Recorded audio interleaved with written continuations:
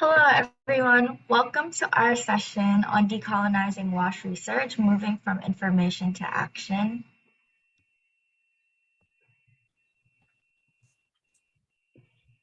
The session outline is as follows: introduction and instructions.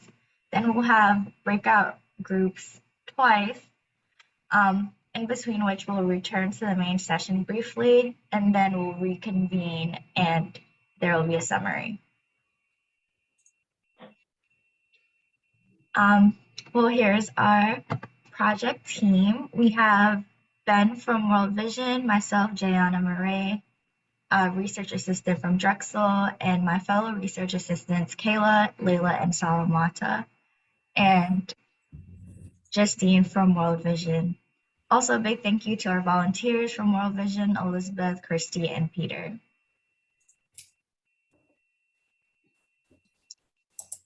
Introduction. So firstly, we would like to define decolonization for the purposes of this research.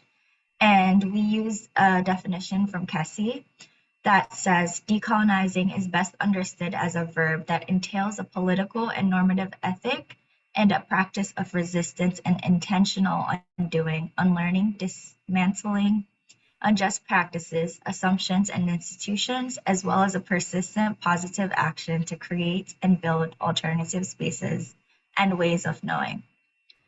Our research objectives are to investigate inequities in the WASH field, emphasizing the experiences of LMIC researchers, as well as to examine the root causes of inequity and explore solutions that can improve equity in the field. The objective for this session is to discuss solutions to improve equity in WASH research and mitigating strategies to reduce harm caused by these inequities.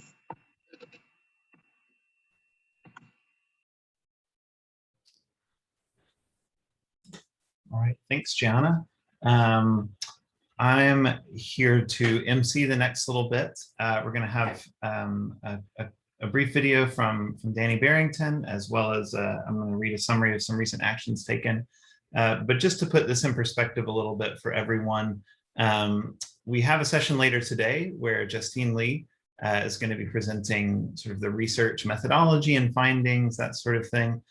We wanted really to focus on this section on going from that to action. And so we wanted to use most of this time for participation and discussion. We do have, I mentioned as people were coming in, sort of a bulleted summary that shows up in the files of key findings, barriers and kinds of discrimination identified. And you can refer to that, when in small groups. But yeah, we wanted to start off with just a couple of things. In thinking about action, I think often a lot of us in this room, think about, I don't know, writing papers or commentaries or blog posts or something like that. And there's obviously a lot more to it than just that. So I wanted to start off with a couple of examples, one specifically from Danny, and then I'll read some particular actions taken by organizations lately to kind of get us thinking and kick us off before we go into our small groups and start brainstorming. So we'll give some more instructions on that in a minute, but for now, I will switch over to the video, which hopefully you can all hear. Hi, I'm Danny Barrington, and together with my good friends and colleagues, Esther Shayla and Becky Sindel, I'm one of the founders of the WASH Failures initiative, I would say, over the last few years. The change that we were hoping to see in terms of the WASH Failures initiative is to get the sector to be more accepting of people talking about failures when they happen, because when things go wrong, sometimes we waste money and sometimes we waste time, but sometimes we negatively impact on the well-being of the people that we are supposedly trying to work for. So we need to be able to talk about when things go wrong, learn from one another's failures, and make sure that we don't repeat them. We started out trying to do this with a Twitter account at FSM_fails, where we could talk about problems and things that had gone wrong in WASH and get other people to tag us so we could share onwards. And also through running a game show at international conferences, which really was an elaborate icebreaker. It was very funny. We had trophies, etc. But really it was to get people talking about failures. things they'd seen, and they're talking about what we needed to do better. We realized quite early on that we were only really capturing people who were active on Twitter and people who were being able to attend international conferences. And this is pre-COVID. So very few people actually did get to go to international conferences. We decided that it would be really cool to try and develop a research project where we could actually hear from frontline WASH professionals in a few different countries about how problems happen where they are, how they are perceived within their organisation, and what were their big ideas for how they could change things. The project was it was conceived during a Royal Academy of Engineering workshop in Mexico, where they had brought together UK researchers and researchers from a bunch of different low and middle income countries. And Becky and I were there and talking to other participants about the failures work and how we really wanted to do more about amplifying local voices. So we came up with a way of designing a project to do this in Malawi, Zimbabwe, South Africa, and Tanzania. But unfortunately, the way that the grant was structured was it was expected that we would spend the £30,000 on international travel for the high income country researchers, the UK researchers, to travel to the 4 countries, for example.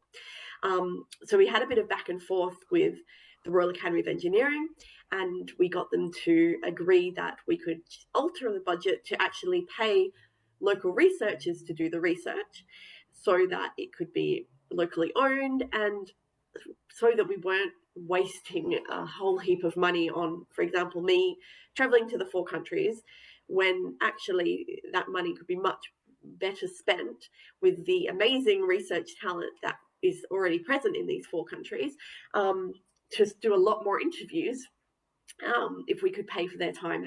We weren't going to ask anybody to contribute, the data collectors to contribute their time in kind. We wanted to be able to pay them. And so we succeeded in that. So the project has been a success. We've spoken to 108 WASH professionals. Some that was more difficult due to COVID, but also because we had taken out the international travel component, we were still able to go ahead despite COVID, and it really allowed our local research partners to showcase their talents. And we did all of the data analysis remotely across the 4 countries that were the research sites, but then another 5 or 6 countries as well, where everybody was contributing to the analysis, and it was really a team effort. In terms of that research project in particular, we've produced a research brief that we're hoping is quite practical and gives some ideas of things that can actually be done. As well as that project, we've also have the Nakuru Accord, which is a statement of best practice, essentially, that's been developed by people who've been involved in the Wash Failures game show and the Twitter. And it's things that we want to live by as WASH professionals, and we've got over 300 WASH professionals around the world so far have signed up to, yes, these are the principles that I want to live by. We've also published a special issue of a journal where we asked people to write about failures in WASH, and we made sure from the outset that we were able to offer free open access to authors from low and middle income countries, and as much as possible from high income countries as well. And those have been published now. In terms of challenges, I think it's mostly what I said before. It's kind of that the systems are set up for the white researchers to have more power, to be the ones who do the travel, etc. Whereas in our project, I know that technically I'm the principal investigator, and I felt that what I was lending to the project really was the research design and the research management, but actually figuring out how to conduct the different interviews, what questions to ask, and how to analyze the data, that was very contextualized by the local teams as to what they thought was most useful. And at the moment, the team is also working on 4 very specialized briefs, which are really practical findings from each of the 4 countries, and they are being developed by the members of the research team, but also with a lot of input from the WASH professionals who were interviewed as part of the project. So we're pretty happy about that.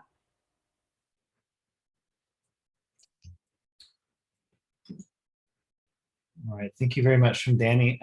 I should also note, I've seen some comments in the chat about what decolonization means, and lots of great conversations that I'm sure we all want to have around many different things related to this topic. We've tried to focus this specifically on, how do we take action? And I think the quickest sort of summary for action on what that I can think of is, that power structures and privilege are set up so that researchers in high income countries have numerous advantages, and there's challenges facing researchers in low and middle income countries. This is part of a much broader issue within global health, within more than just research, but also aid and life. There's more than just colonization. There's also lots of other kinds of inequity in terms of gender and class and socioeconomic status and race and ethnicity. So there's lots of challenges, lots of intersectionality here. One thing I will add as a spoiler for the end is that we presented a little bit of this work initially a few months ago. And collected some email addresses. We'll do that again, but intentionally set up a way to communicate starting immediately after the conclusion of this conference.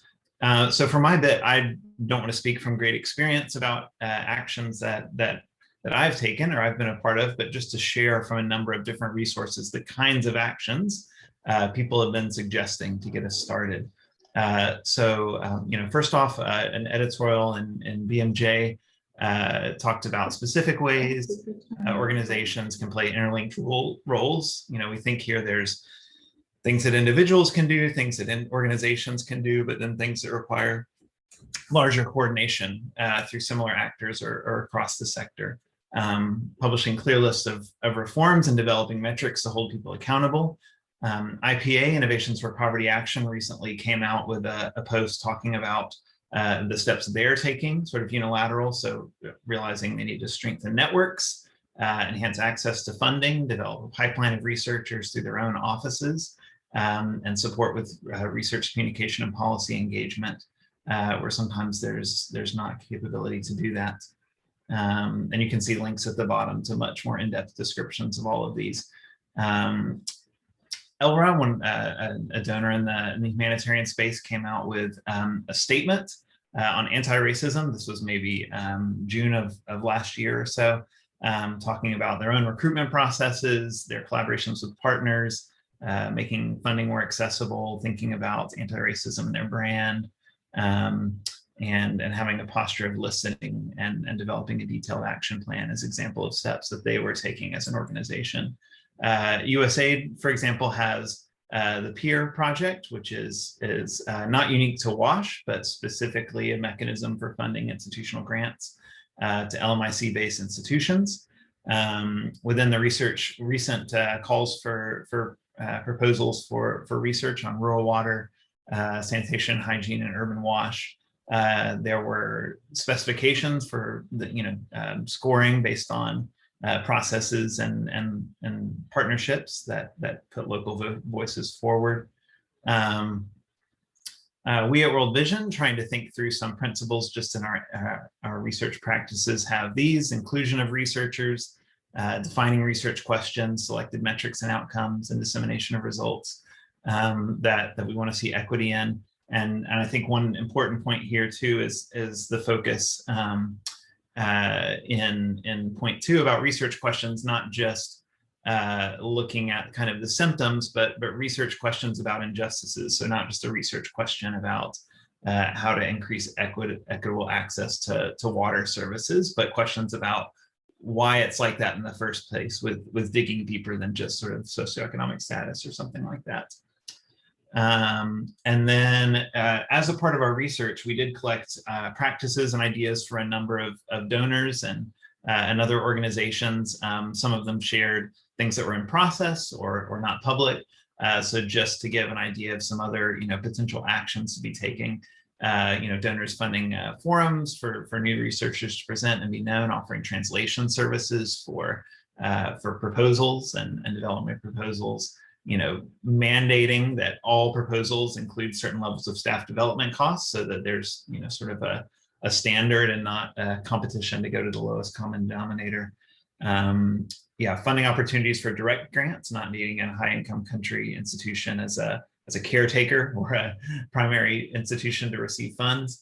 Internship programs to intentionally develop staff, formal requirements for authorship or budget allocation, staff diversity, development of locally driven research agendas, and then sort of reflective flows on their own funding with a DEI lens. So what percentage of funds are actually going to local partners when all is said and done, and you look at indirects and expenses and all that sort of thing.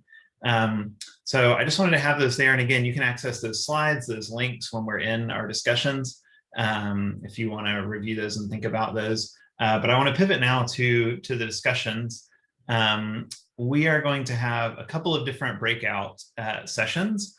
The first of which is really to think about actions for different actors. So actions that donors could take, actions that high-income country or low-income country institutions could take, actions that journals could take, anything like that. And certainly it's the case that many different actors are needed to coordinate on things.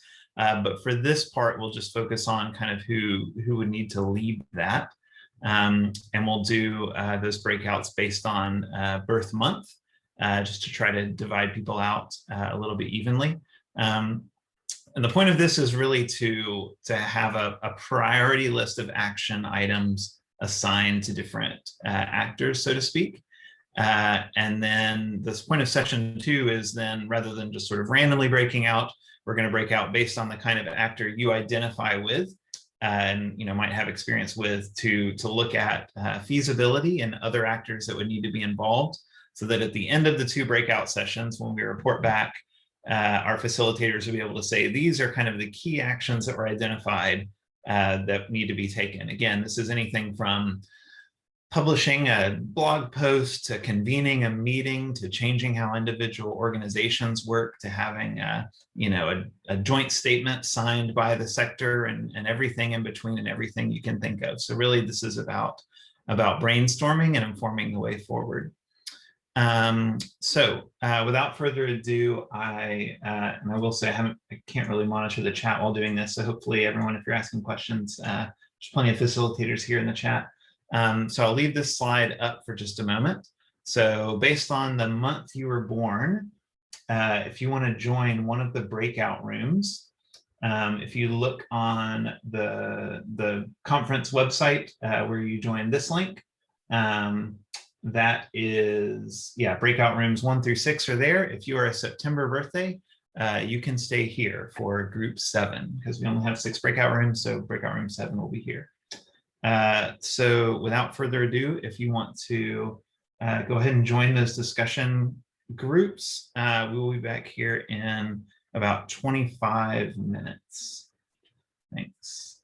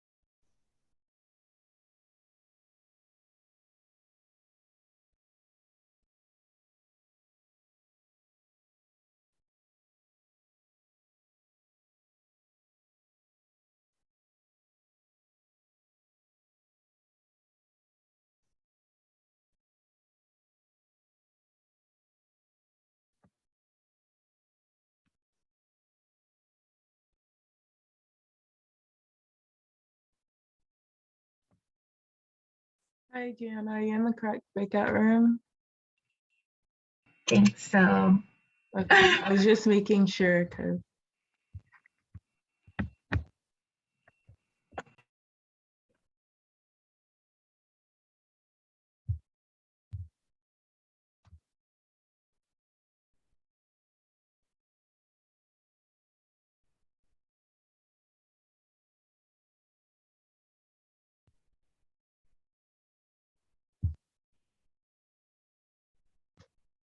Sorry, everyone. We'll start in 1 second.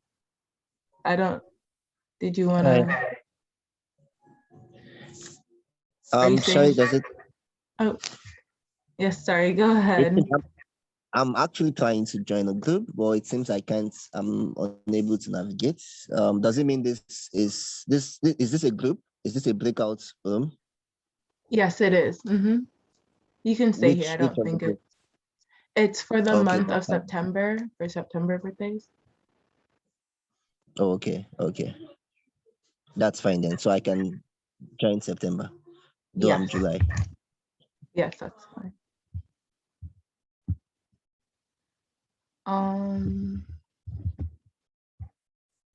So sorry, give me 1 second. We'll begin. All right, Lila, I figured it out, so I'm leaving now.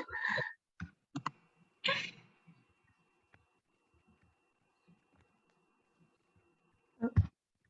Okay. So hello everyone. First off, I want to say thank you for joining. And happy belated birthday, as you all are September birthdays. My name is Layla, and today we'll be discussing scientific journals and issues surrounding that. So first off, we're looking at ways again to kind of mitigate and resolve issues surrounding scientific journals and the ways in which decolonization or colonization impacts this.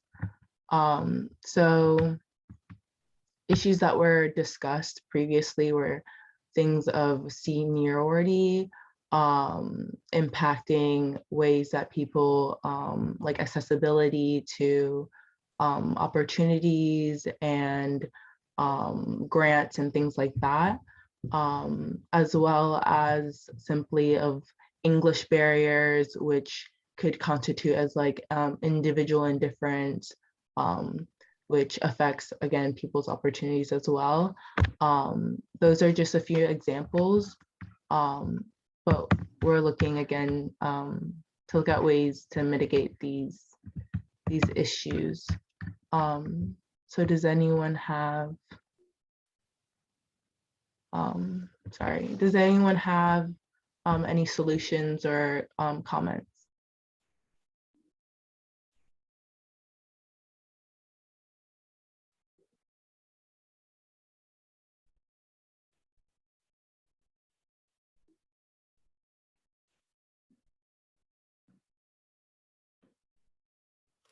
Hi, I'm not going to put my camera on because I'm feeling a bit ill and I'm in bed. Can you hear me, Leila? Sorry, yes, I can. And I also need to, I think, share. Sorry, give me one.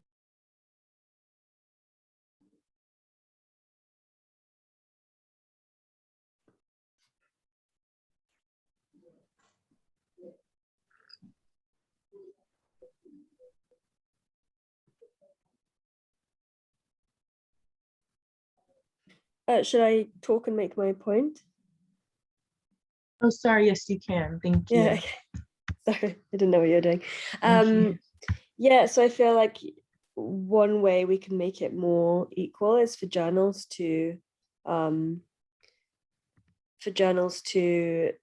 reduce their paywalls because they can be so expensive to publish in, and obviously that can act as a huge barrier for especially people from lower income backgrounds, and also, yeah, not only do more academics in high income countries have potentially more money to fund papers getting published, they're also, as you were saying, more likely to be able to get grants.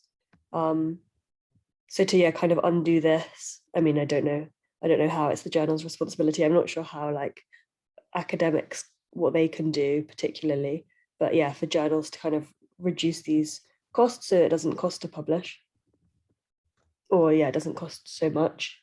I think it's important as well for, in terms of what academics can do, they can apply for journals that don't have kind of racist pay systems, and don't favor kind of people from high income countries, and once you've partnered with people from low income countries, kind of seek out these journals that don't have barriers for researchers from low income countries. Yes, thank you so much. Does anyone else have any comments or ideas?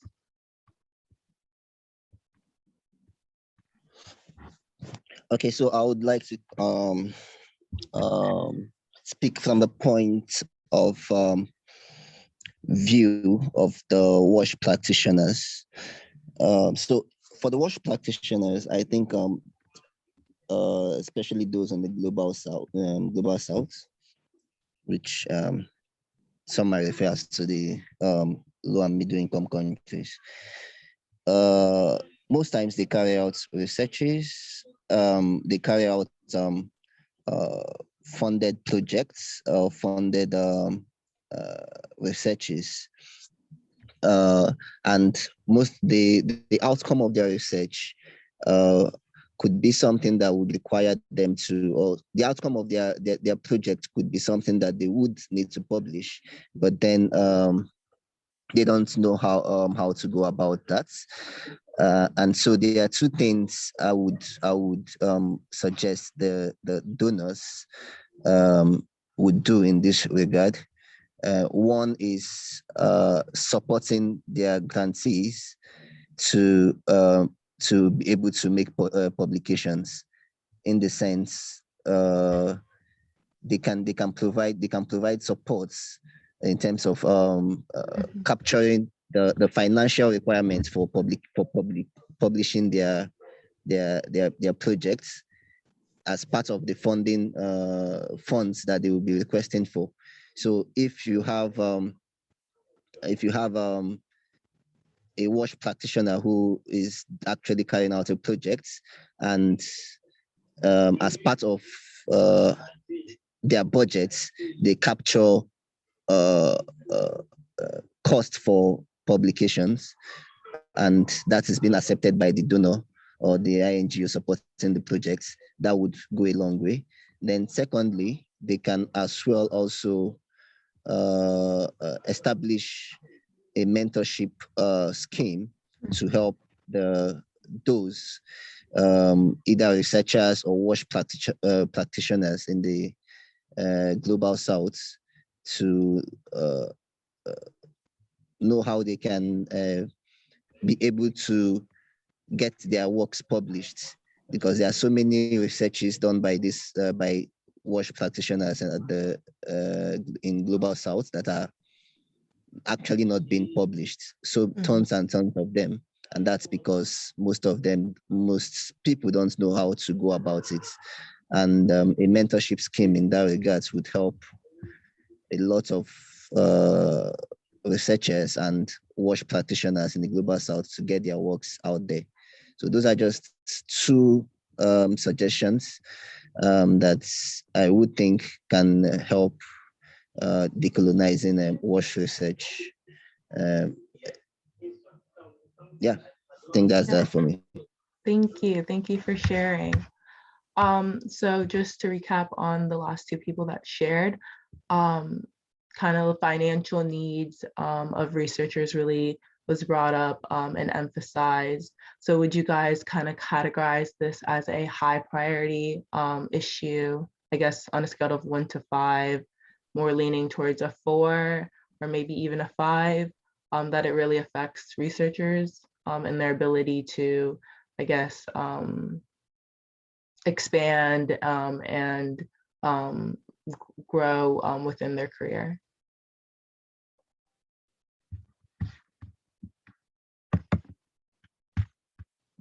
Yeah, I think mine could be categorized as a 4 perhaps, because I think, yeah, it really acts as a barrier to getting work published and getting people's names out there as academics and as researchers. Thank you. So I guess we can also say 1, 2, 4, 5. Does anyone else have any ideas or comments, solutions? Hello. Yes. Hello. Yeah. Yes, I'm Bruce Taisire from Kigali, Rwanda. I work for Pete Vidura. Also, we have a part that does the research. And one thing that I realized based on my experience, first they have mentioned it, it's the fees to publish your paper, which are exorbitant. And one of the things that the solution that I was thinking about, maybe perhaps we could have like journals based in Africa, because most of those ones we were looking for, they were Western and European, and so if we can have like some many journals published or what right based in Africa, I guess it can help reduce the cost. And another barrier that I faced was the language barrier also. It's we have some people who can do the research who have like those data, those information, but to put them in writing and publish them, it takes many correction back and forth, and that discouraged like that culture of writing. So I think there could be something that could be done, help those writers improve their writing, or maybe start by writing blog posts, other short articles before starting to write scientific papers. Yeah, I think that's my input on that. Yes, thank you. It's most definitely interconnected. I think going back to the mentorships, but also having, like you said, this like language barriers. So if we are being rooted within Africa or wherever the country is, having local researchers work within their neighborhoods and their communities, and having those opportunities but resources so that they can build within their local domain is really important.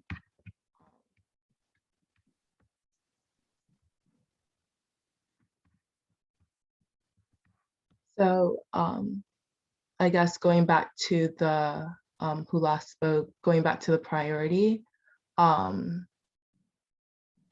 would you rank that? Or anyone can join in, I guess.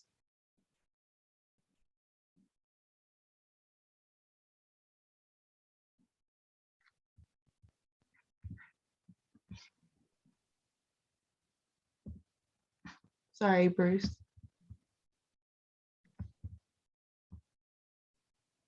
Can you come again? I did not catch what you said. Sorry, what was that? I did not catch what you said. You were asking. Okay. On the priority list or maybe feasibility, how would you maybe rank it or think that it would be probable to implement actually? So the first one will be to, the priority should be given first to allocating resources or finances to help those researchers do their research. And the second one, it could be to, it could be related to the language barrier.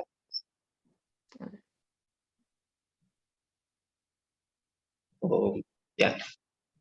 So the rating, the first one, I'll give it a 4 about the finance, and working with the local university to encourage students, that could be also a 3.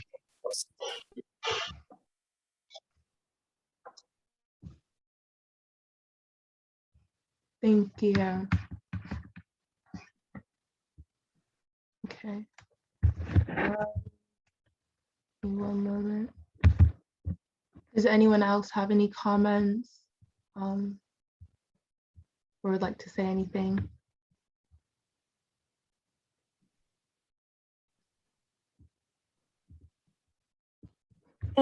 Hi, yeah, I think it's just important to like give credit where credit's due, because I think so much of the time when researchers from high income countries are perhaps leading the work because of the funding structures, there can be a case where they have their name on the piece of work and credit isn't given to researchers from low income countries, even if the work is collaborated upon quite evenly. So yeah, just giving credit where it's due and having people's names on papers. Mm-hmm.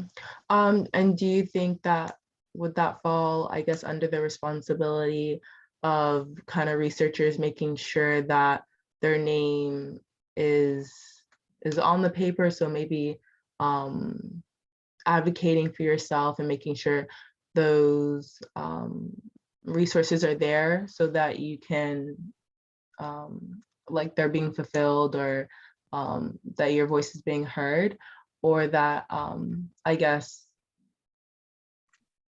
maybe journals need to have something in writing that makes sure that everyone is included. So more like the individual versus yeah, I guess, and like putting maybe journals having it necessary for people to put like the percentage of work that people have contributed to, so that the breakdown can be seen fairly. Thank you.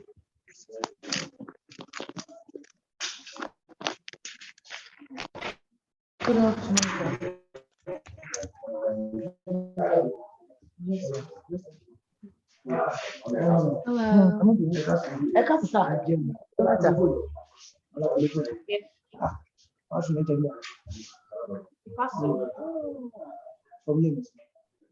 Emile pè lórí fóònù. Hello.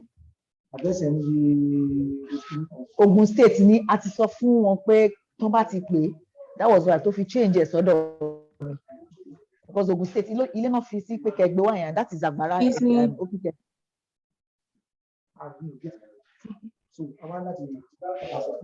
Excuse me, your mic is on. Sender.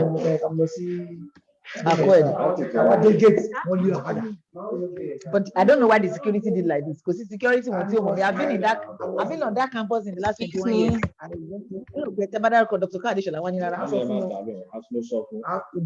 Even colleague mi ọ̀rẹ́ mi tó jẹ́ Azam tó náà wà ní ìmúlẹ̀dà wa sọ pé olùkọ́ wà tó máa gbà pé ṣé kò ní lógo náírà ẹ̀rọ gbọ̀nà tí ń bẹ̀rẹ̀ báwo ṣe máa. Ẹ má bínú. Ṣé ibi date ní kí n date ní ìwọ̀n tẹ̀?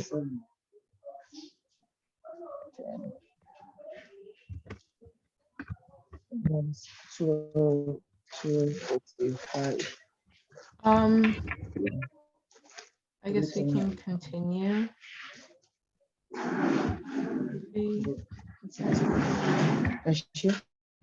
I'm so surprised that security and wọ́n gbé nǹkan bọ̀ wá fún mi nínú ọgbà yẹn o.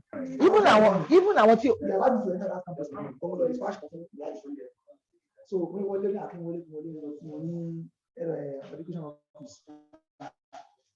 Education, science, in fact, I'm so surprised. Should be gate that can be under bridge. I'm not sure how to mute, so I am going. We can just maybe continue over the voice because she realizes. So I had another point to add. I don't know if you can hear me. Yes, I can. It's fine. Thank you. So, I'm so surprised because this may be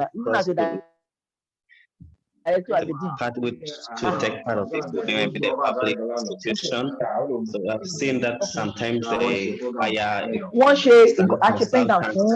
Akindele bẹ̀rẹ̀ ní Akindele research èmi in àti the Saka country, àti Ìzòkè and àwa ni MC láti maybe there could be 8 a.m. a to 5 p.m. mo kúrò nínú bẹ̀yẹn. empowerment So of I gave my phone to a friend kó local kíkẹ́ ẹ̀ dání researchers tí by gbogbo bẹ́ẹ̀ ṣe ń pè ó ń rí you nǹkan àgbà tó hiring wá rí them, or orúkọ you ọmọ mi take them fọ́mọ to mi do náà the pè research. mo I wá mo don't wá think fún mi it's fọ́sílẹ̀ lójú pé Always ọmọ ẹ̀ ń communicate pè there. mo wá pè yẹn yẹn ní pásítọ̀ mi ní òkè mo ṣe pè yín.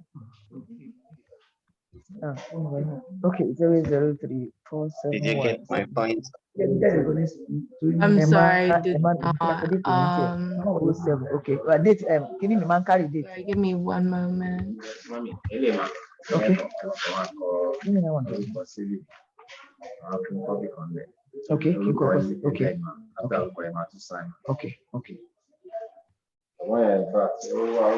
Because èmi gan mo ti wá bí one send mo ti wá bí wá gbà in fact when she send something small about 2 months ago the same girl náà no send èmi mo wá gbà fún.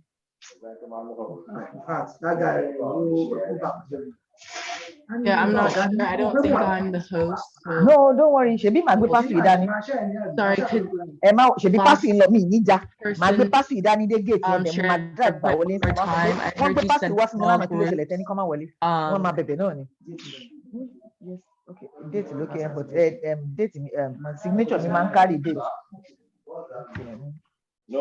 Ó ní kí n kọ́ date náà. 2021 10 07.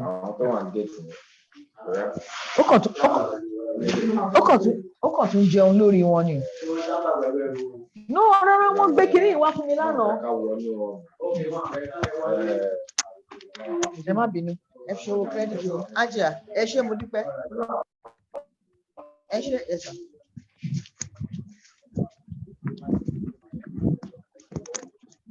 Taya, you need to mute yourself, please. I'm sure it's true that is there. Yeah, it's true. Mumu. Taya, can you hear us? Hello.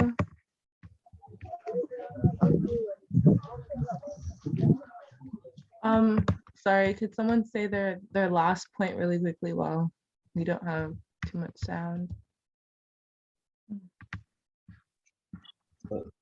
The last point that I was adding was the public institution to also start acting or empowering the local researchers in providing some research or some consultancy, some of these sectors, so that they can build their capacity.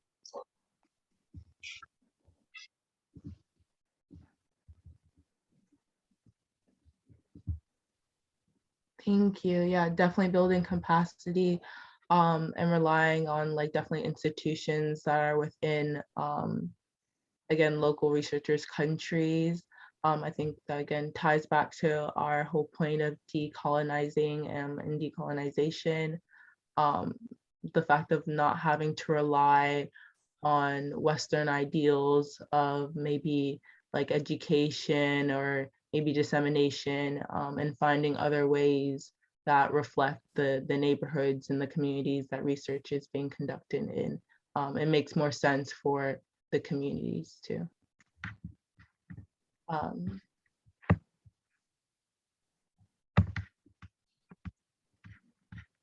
Did anyone else have anything else to say or?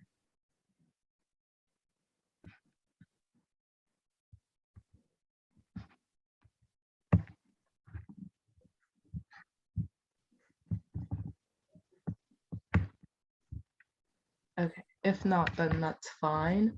I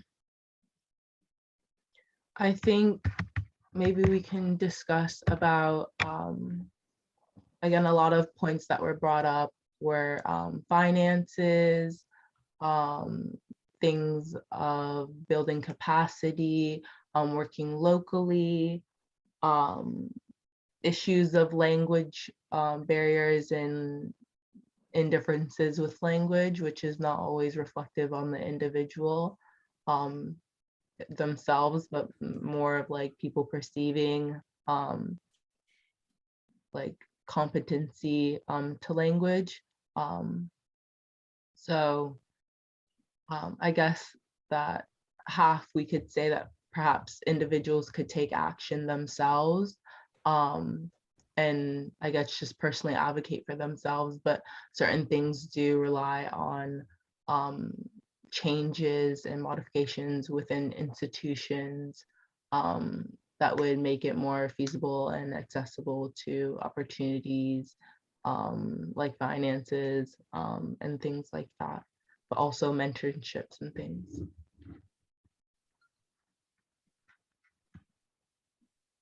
And if not,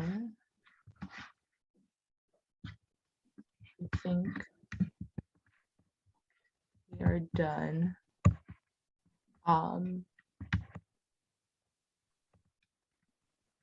So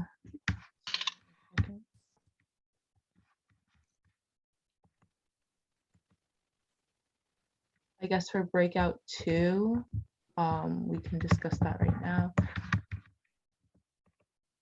before everyone goes, so they can have a clear sense of maybe what they want to go into.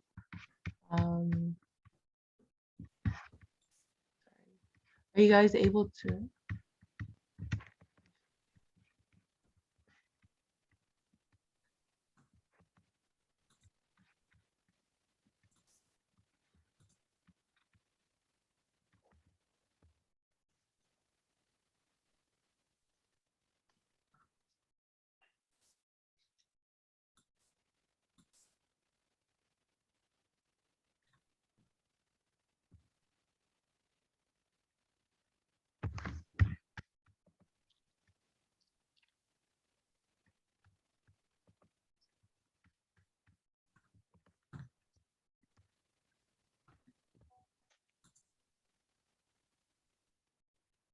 Okay, so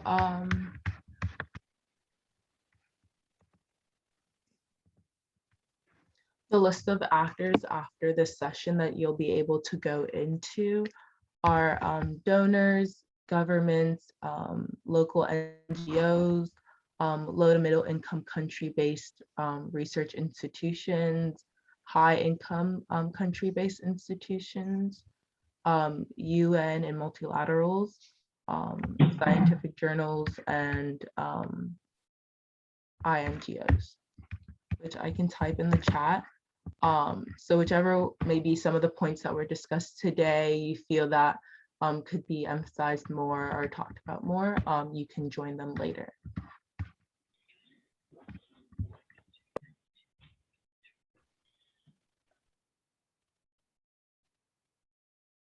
Hi, Layla. Is this still group 7, or are people joining back to the main session? This is group 7, and this is still group 7. Okay. Oh no, but it is the main group. We just didn't go anywhere.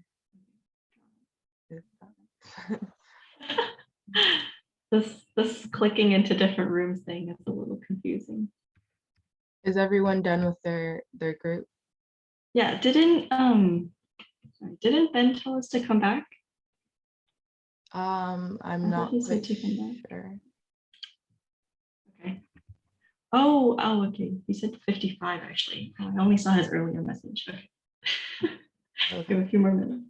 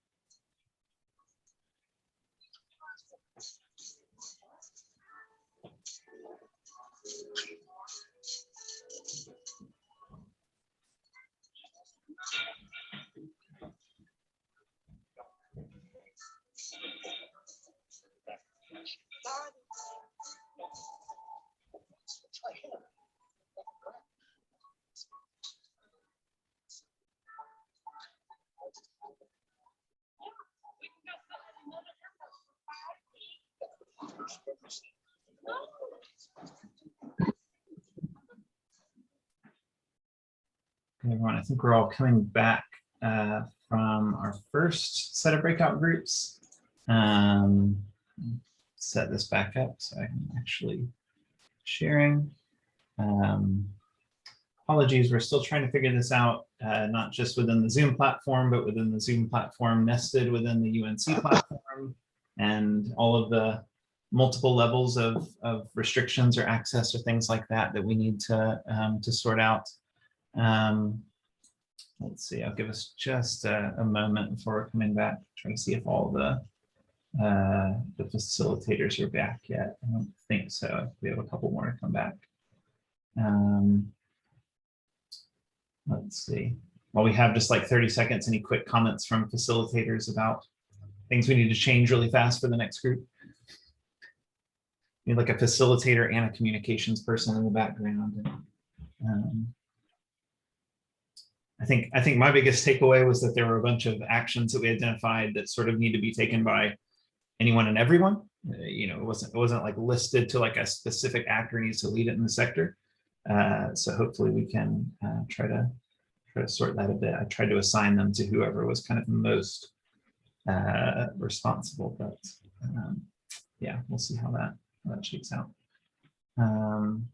Okay, I think all the facilitator, but we're still waiting on one, I think. Sorry, I don't want to just have like an awkward pause for too long in the middle, but I don't want to lose everyone.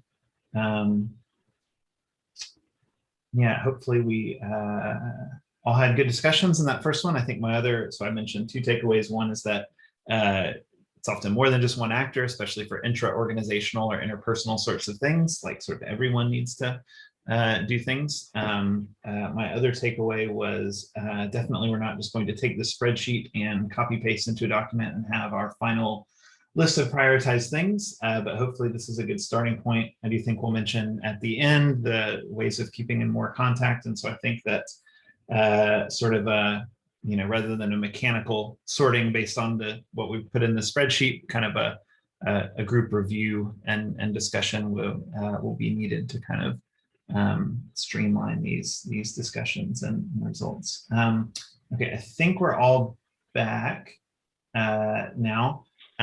So I'll say I think probably we don't need to break into 7 different groups for this one, but I don't know.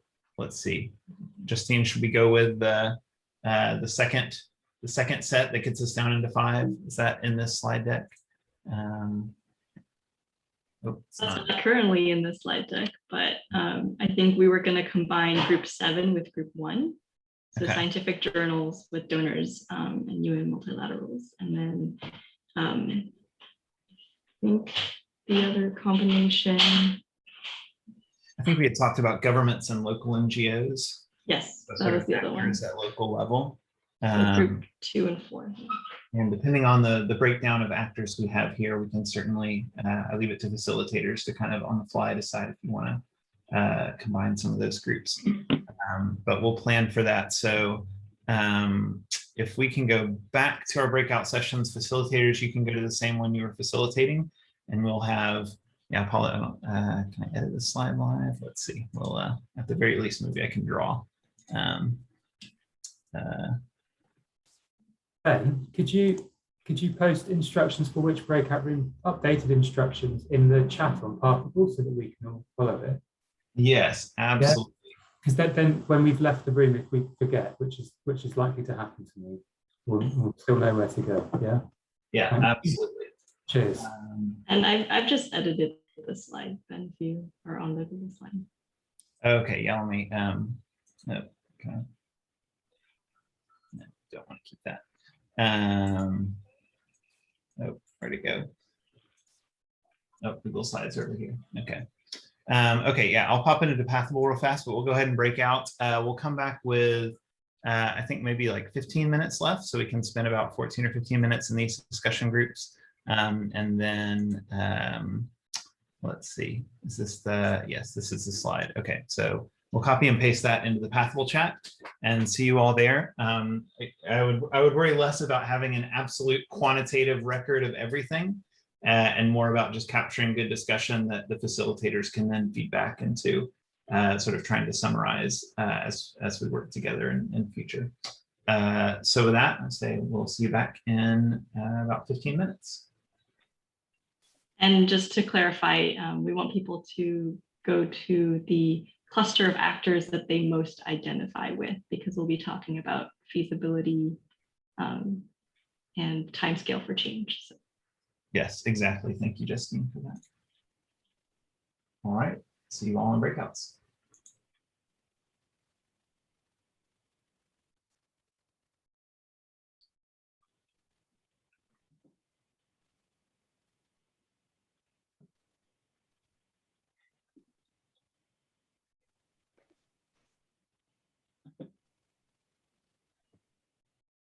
Sorry, Layla, I'm trying to make you the, somehow made me automatically the host, so I'm trying to make you the host before I leave.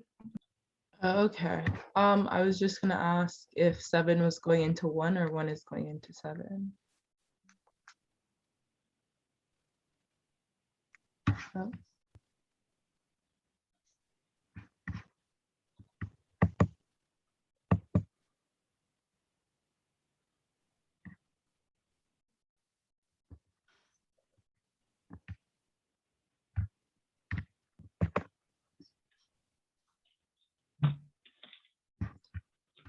So I think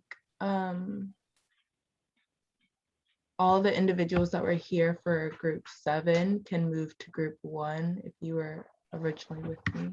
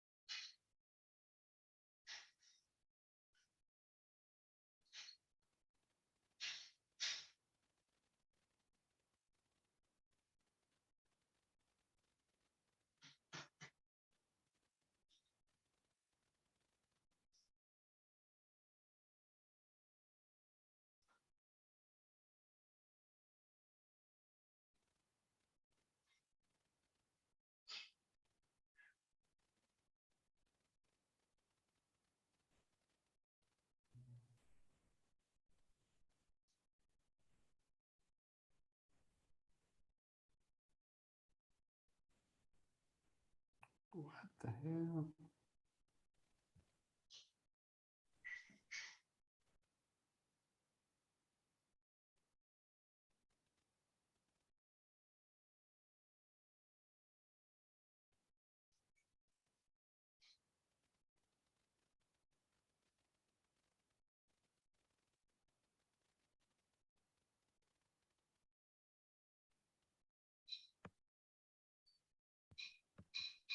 Hello, everyone. Hi. So everyone who's in group 7 currently, which is the main room, if you could just go and enter breakout group 1, which is back at the original home website that you entered this group in. It's at the bottom of the page, and I can share my screen if you need help.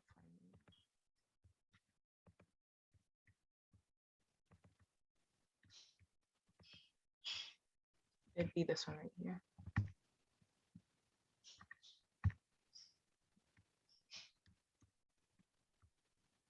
Thank you.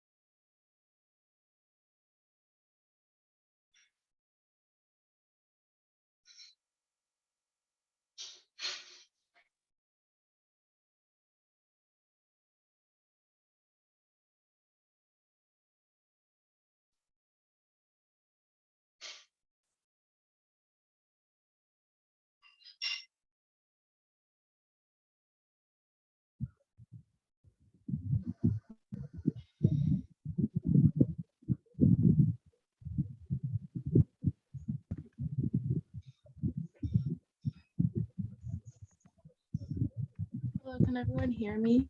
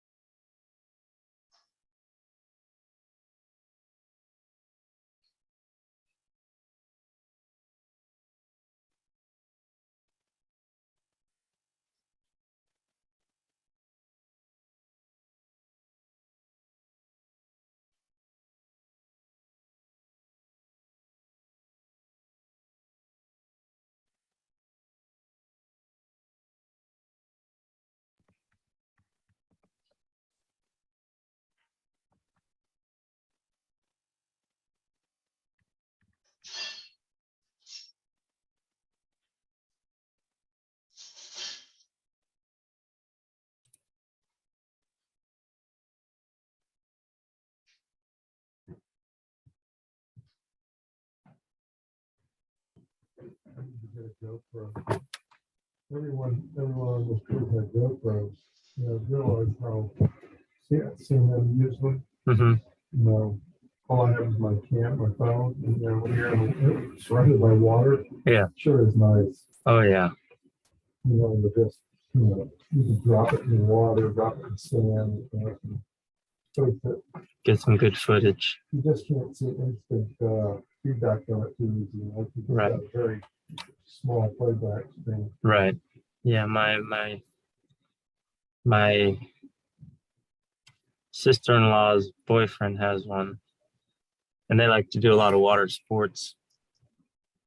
Actually, we went to Weeki Wachee while they were visiting, caught a family of manatees on it. And, yeah.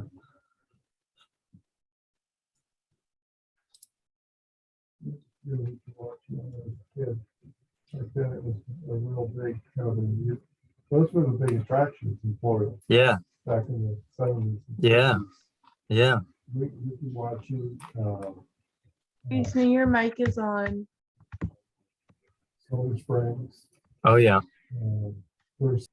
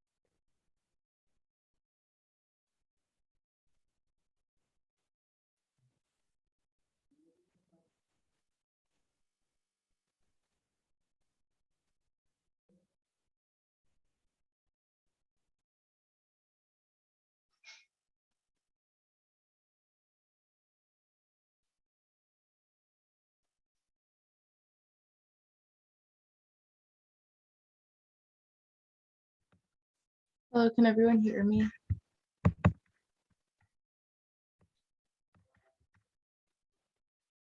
I can hear you, Layla. Thank you. Originally, we were supposed to rejoin with group 1 to discuss, but I think that might be too difficult, or if people are having trouble finding it, then we can stay here.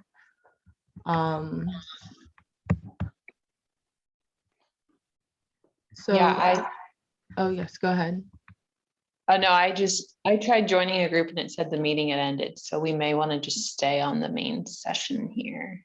Okay, no problem. Thank you for letting me know.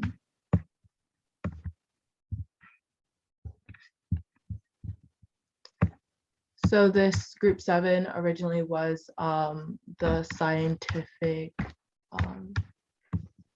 research.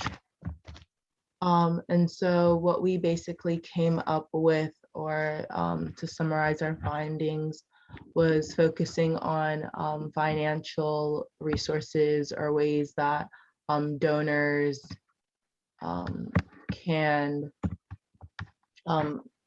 kind of relieve that financial burden that is kind of placed upon researchers when publishing. So that could come in the form of grants, or maybe just other ways to reduce the cost. We also talked about mentorships and building capacity within communities.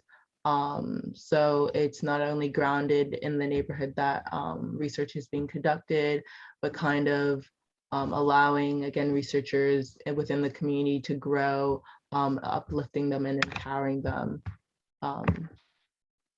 which again is important in the greater scheme of things as it tackles decolonizing research. So we were going to discuss the other actors that are potentially needed, as well as the feasibility of kind of these solutions that we came up with, our ideas. So I will share my screen in 1 second.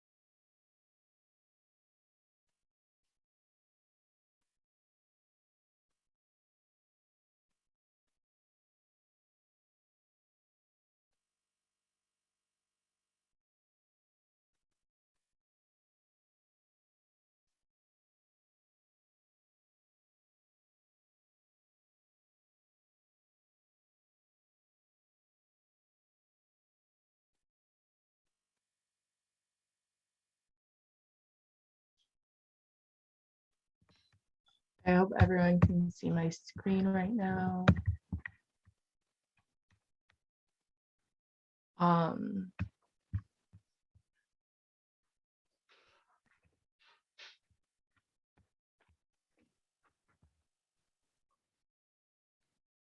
Yeah, we can see the screen. Thank you. Going off of, I guess, priority and importance, we found that most of the things that were highlighted were a significant barrier to researchers publishing and disseminating and things like that. So I guess we can go on to feasibility and talk about maybe ways that we could really implement this, or how possible or accessible this would actually be in terms of making it happen.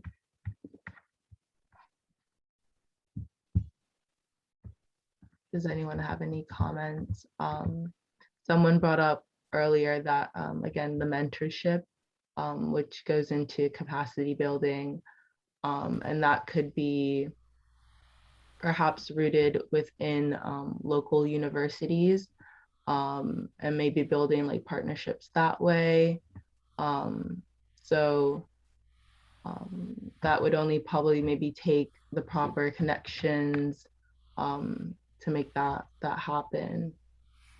So it'd be maybe probably pretty feasible. But does anybody else have any comments or ideas?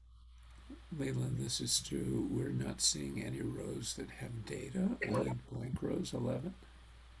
Sorry, could you repeat that? I'm having a difficulty We're hearing. only seeing blank rows in your table after the headings. Row 11, can you scroll up? Yes, I can. I think other people are typing on the document, so it might be a little busy. It's okay.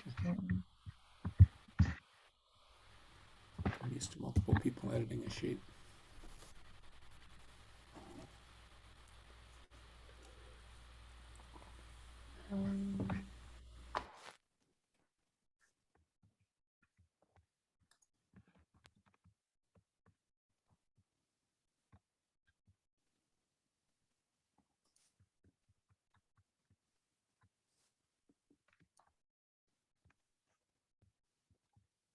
Is this all right? I think Stuart was talking. You could zoom out a little, we can see more of it.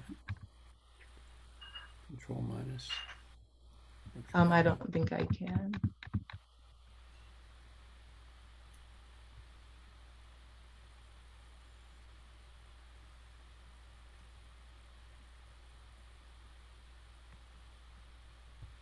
It was fixed for a second, Leila, and now it's back to nothing on the rows. We just see row 11. Give me 1 second.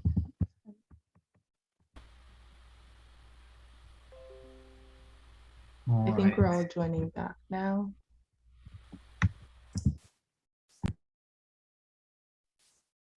Yes.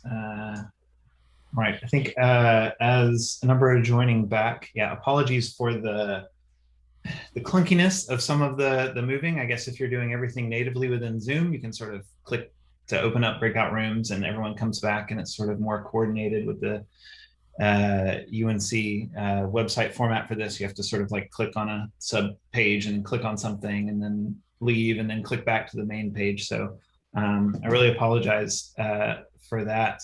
The idea originally for the coming back together was for some of our facilitators to share a few things out. I don't know if a couple of facilitators want to share just a couple of interesting action points or discussions that came out and just maybe like 90 seconds each. And then I'll try to wrap us with a few final steps because I think that's probably, I think we might have all realized that we have way, way more to discuss than we're going to fit in one session or one conference. We probably knew that ahead of time. We want to make sure that there's a useful mechanism moving forward for continuing the conversation. So facilitators that want to mention something that happened in their group, Layla, Kayla, John in particular.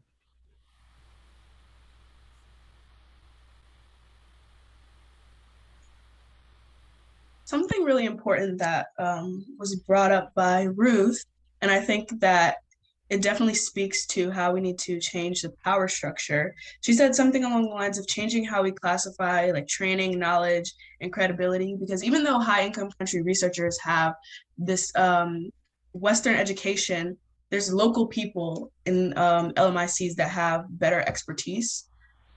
So I thought that that was something important. And we were saying how once we change this, it would cascade into solving the other actions that we had saw in the Excel sheet and the other actions proposed. No, thanks for that. That's really useful. Others who want to share out something briefly?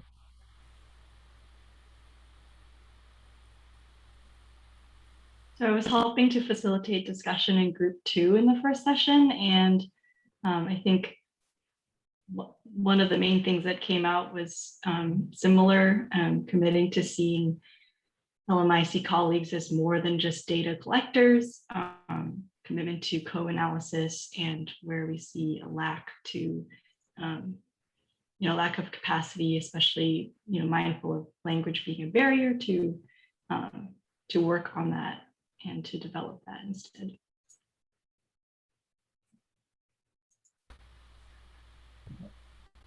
Great, thanks, Justine. That was John. I saw you come off mute. You want to share something? So in the second breakout room when we were discussing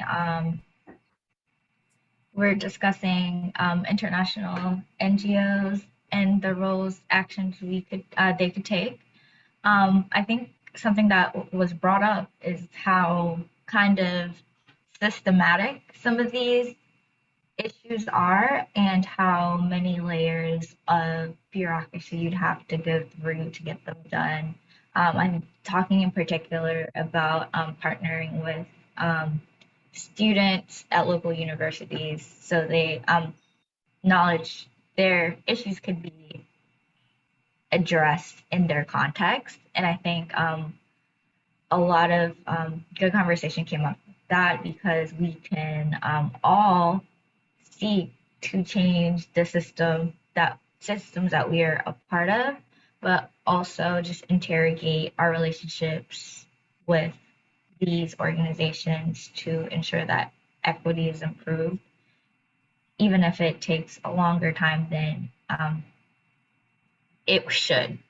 And we also talked about translational issues, about how language and interpretation services should be really accessible just because we are in an international space, but also when I was thinking about it as well is just like to be more disability friendly and in our spaces. Yeah, those are great points. Yeah, I think it's something you shared early on echoes what we said there. You know, there's probably simple actions individuals can take. There's very, very complicated bureaucratic actions we might think would actually have impact. It might be worth it, but sometimes it's paralyzing to try to think about, well, then, you know, where should we put the effort? Where should we put the focus? With apologies for not allowing everyone to share out. I think we have about 2 minutes left. So I just wanted to emphasize, you know, I think we probably all of us facilitators realize in about the first 2 minutes that creating a nice, finalized, pretty spreadsheet by the end of this discussion was probably not going to happen. And so I think, you know, as we've all taken notes, we're going to try to compare notes and synthesize a bit. And so, you know, I'd say a couple of things based on that. You know, we hope to very soon communicate out the results of the actual research project, which was interviewing LMIC based in origin researchers asking about barriers, discrimination they faced. So Justine will be presenting that the 1:30 to 2:30 Eastern verbals slot, the econ/DEI slot at the conference. That's in about 5 hours. So for those of you that could catch that, that would be great. But then beyond that, we hope to share out sort of a preprint of those results and also something coming from this discussion. But I think we realize that, you know, what's needed is not one big meeting after this, but continued discussions. And so we hope that there are ways to keep in touch with those of you that are interested. So I posted in the chat a Google form. Some of you, we have your information from earlier, from when we presented kind of initial results back at Colorado. We apologize for how long it's taken us to get our act together, but there's a lot of uncertainty and a lot of stops and starts on things like this, as probably many of you have experienced as well. But we hope to now sort of get some of that momentum going. And so if you are interested in seeing the draft paper and seeing sort of a synthesis of data from these sessions, we hope also to present to that mailing list an opportunity to join a group for more discussion, because if anything's come from this, there's internal discussions that different actors need to have. There's sort of anonymized discussions that people want to be able to have where you know, they're not necessarily formally representing their organization. And so if you will, leave, I think it's name, email, and notes. So if you have any notes about things in particular you're interested in, please leave that there. I'll pause. I think we're a minute over. Justine is the guru moving all of this ahead. Is there anything that I've missed? Excuse me. No. No, we're good. But I just want to, you know, I think there's consensus that this is not enough time. I do want to point out there is an afternoon session. It will be a similar format. There will be new people. So that might be another chance if you're still digesting and you want to have share more thoughts and more action items that you didn't get to. But as Nikhil has written there, we can continue the conversation on Twitter, and please do fill out your information on the form so we can follow up and continue. And here's the link again. Yeah. Thank you. Yeah, it's a great point. And like we said, if we'll send out some thoughts there. We'll, again, hopefully can facilitate dialogue there about even about the next steps. But yeah, I think whether it's, listing actions, whether it's prioritizing, that sort of thing. Yeah, I think that we'll be actively thinking about and seeking input on ways to move that forward and to consolidate and synthesize and allow iteration. So thank you all for your time, and yeah, hope to see you again at some of those other sessions and as we continue to have these discussions. Thanks.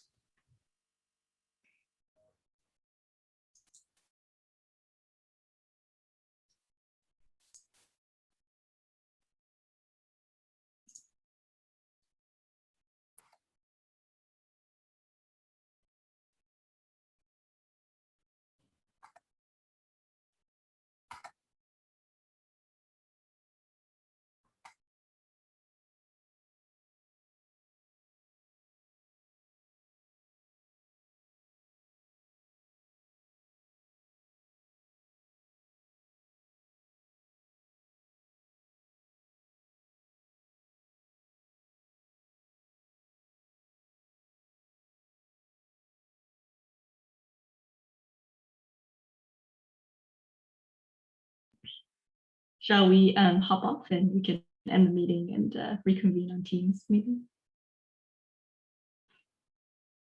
Oh, we're talking about doing it here, but I was saying we should stop recording if we do. Oh, yes.